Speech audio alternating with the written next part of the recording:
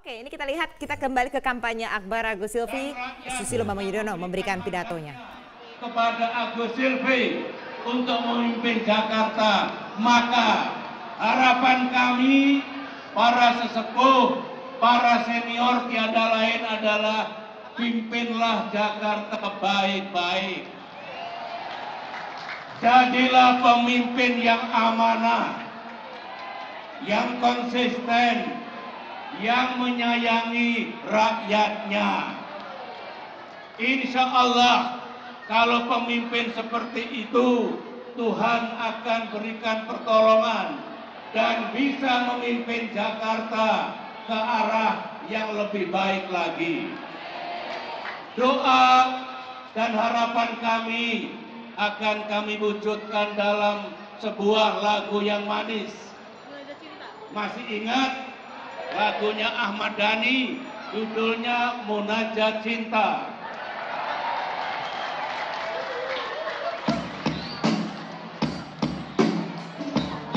Ayo semuanya ya.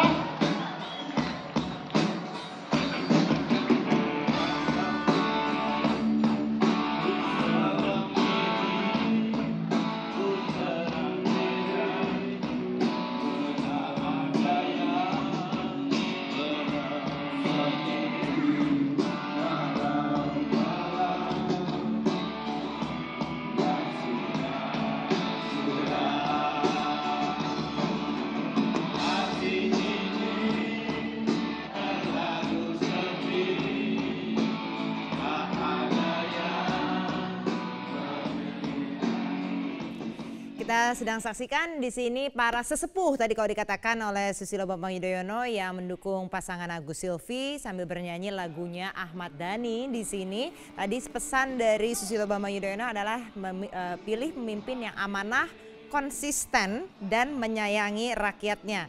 Bicara soal konsisten ini tidak lepas kayaknya dari kemarin waktu debat pilgub yang ketiga terakhir soal inkonsistensi yang dinyatakan pernyataannya oleh pasangan nomor urut 1 ya ke nomor urut 3 begitu. Presiden ke-6 Republik Indonesia Susilo Bambang Yudhoyono kembali mengunggah kicauan di akun Twitter pribadinya pasca rumahnya di kawasan Mega Kuningan, Jakarta Selatan digeruduk ratusan pengunjuk rasa. Sementara itu Presiden Joko Widodo menyoroti dampak fenomena keterbukaan informasi di Indonesia. Salah satunya soal media sosial yang kerap disalahgunakan mengakibatkan banyak konten negatif bertebaran di sana.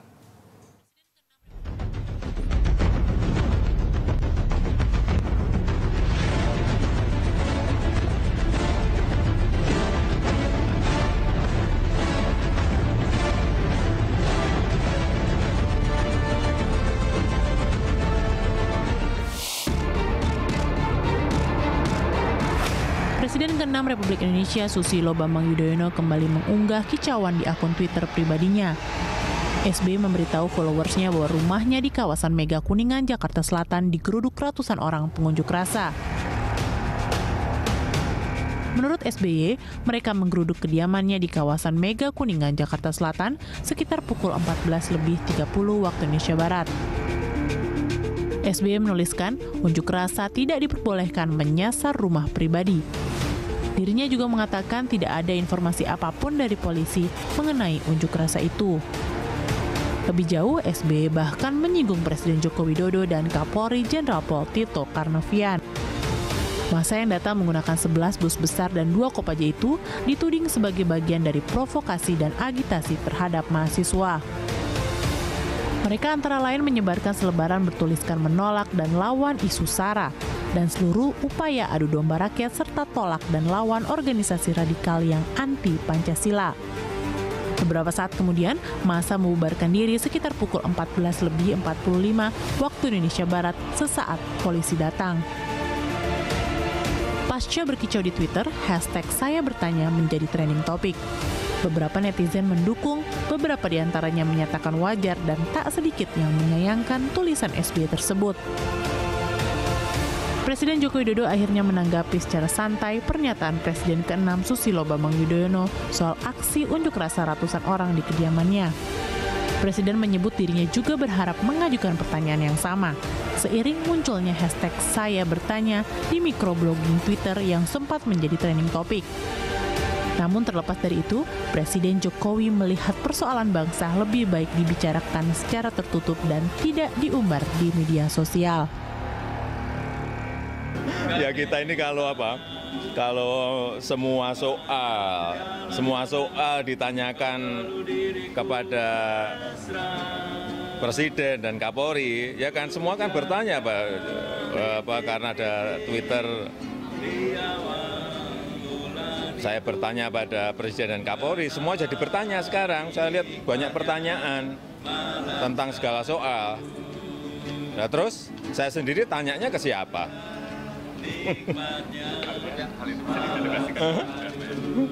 Saya kira akan lebih baik lah kalau kita tadi guyonan loh ya.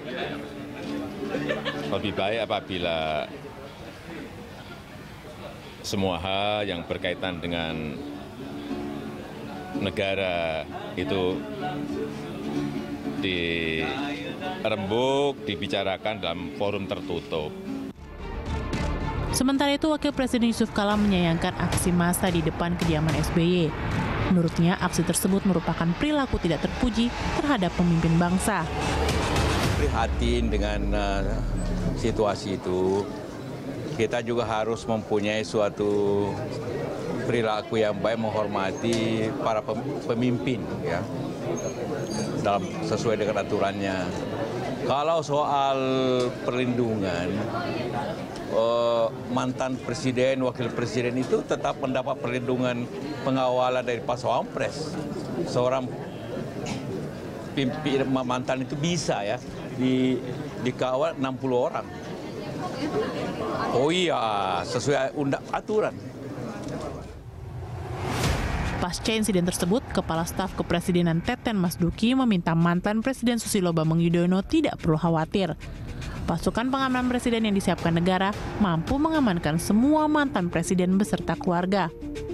Sedangkan terkait munculnya dugaan aksi unjuk rasa digerakkan pihak tertentu, pihak istana membantahnya. Tidak ada provokasi itu. Itu kan terbuka, pertemuan mahasiswanya ratusan begitu, 1000 lebih gimana. Siapa yang berani melakukan provokasi di depan umum segede gitu? Kan pidana.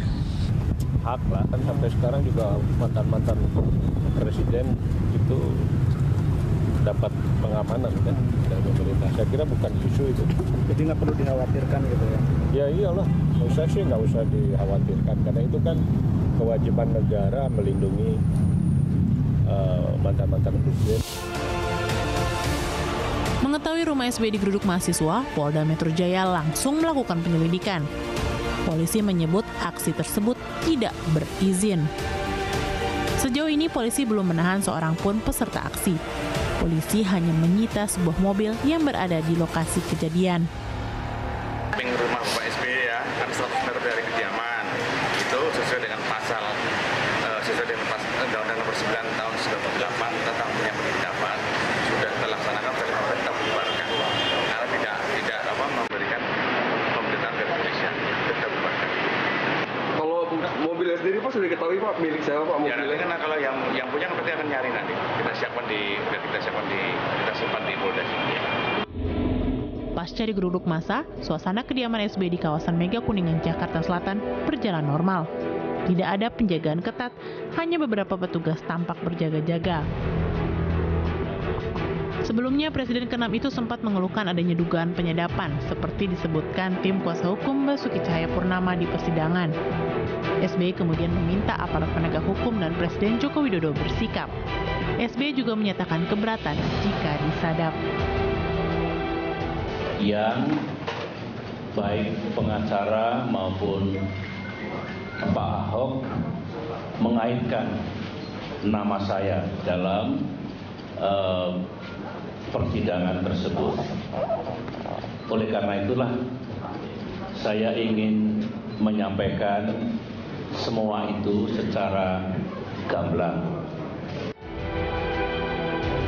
Menyikapi isu penyadapan, Kapolri Jenderal Pol Tito Karnavian menegaskan kepolisian tidak melakukan penyadapan terhadap Presiden ke-6 RI Susilo Bambang Yudhoyono.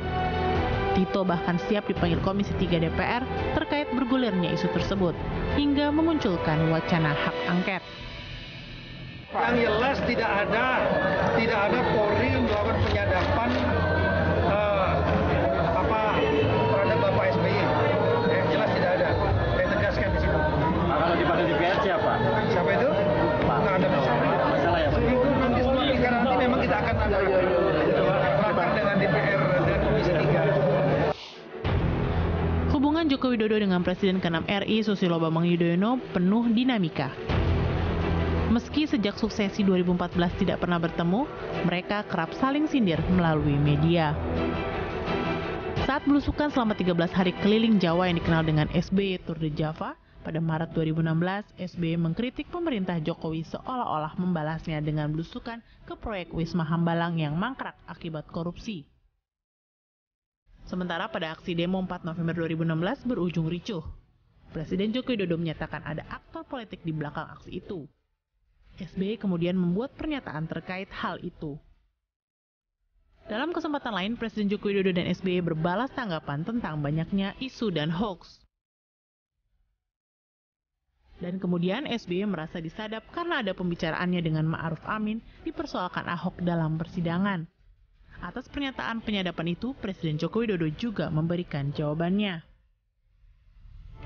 Kegaduhan yang terjadi pasca munculnya sebuah pernyataan di media sosial menunjukkan telah terjadinya pergeseran dari media arus utama mainstream ke media sosial.